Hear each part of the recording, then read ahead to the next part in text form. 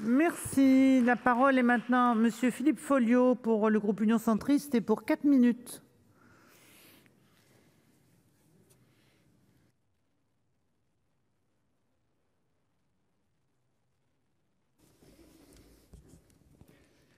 Merci, Madame la Présidente, Madame la Ministre, mes chers collègues. Le sport est un enjeu de société. Le sport est un enjeu et un élément sur un plan économique. 0,14% du budget de l'État, 1,70% du produit intérieur brut. Le sport, c'est un enjeu populaire. 10 millions de licenciés dans les différentes fédérations sportives.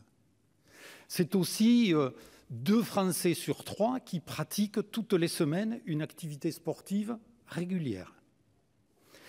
En fonction de ces éléments, pendant longtemps, dans notre pays, nous avons opposé le sport d'élite, le sport professionnel, avec le sport amateur et le sport de masse. Et aujourd'hui, je crois que nous sommes d'accord sur tous ces bancs pour dire qu'il est plus important de mettre en avant les schémas de complémentarité plutôt que d'opposition. Dans ce cadre-là, juste quelques éléments. Dans ma bonne ville de Castres, 10 000 personnes tous les 15 jours, du temps où cela était possible, pour assister à un match de rugby, un quart de la population de la ville. Aucun autre événement ou mouvement social, j'allais dire populaire, ne peut rassembler autant de personnes aussi régulièrement. Et ça, je veux dire, c'est la magie des sports. Du reste, je profite du fait d'avoir la parole et de vous interpeller directement, Madame la Ministre, en tant que président de l'amicale parlementaire de rugby, pour vous dire combien il est important que vous puissiez continuer à aider les clubs professionnels du top 14 qui sont sur un modèle économique qui repose sur les hospitalités, sur les spectateurs, avec tout ce que cela comporte. Et donc, ils ont besoin de l'aide de l'État pour faire face à cette situation qui leur est imposée du huis clos.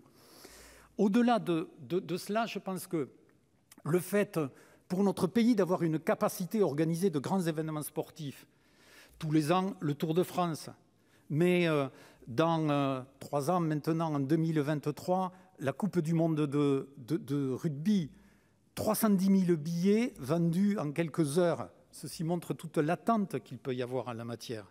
C'est la préparation des Jeux Olympiques qui est quelque chose d'important et d'essentiel aussi à bien des égards.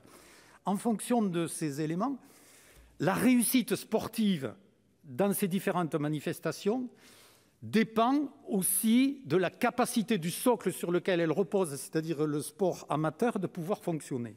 Et donc, à ce niveau-là, la pandémie à laquelle nous devons faire face risque d'avoir à terme des effets qui sont des effets dévastateurs. Certains des collègues en ont parlé, des enjeux en matière de santé publique qui sont particulièrement forts et particulièrement importants. J'ai rencontré ces dernières semaines les maires de mon département et ceux-ci m'ont fait part de leurs plus profondes inquiétudes au regard du fait que des jeunes qui pratiquent du sport, eh bien, aujourd'hui, sombrent dans un certain nombre d'addictions, l'alcool, le tabac, peut-être la drogue pour certains d'entre eux, et qu'en fonction de ces éléments, il y a lieu d'être particulièrement vigilant. Il faut qu'il puisse y avoir une reprise de l'activité sportive la plus massive qui soit, le plus rapidement possible.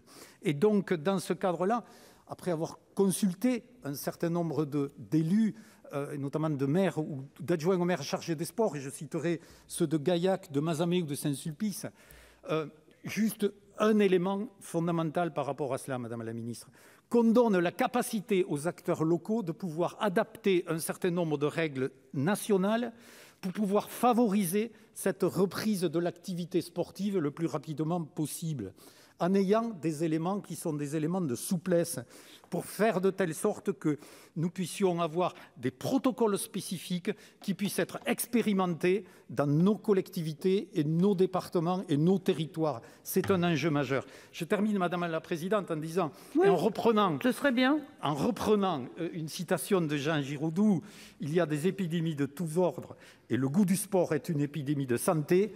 Puisse cette épidémie de santé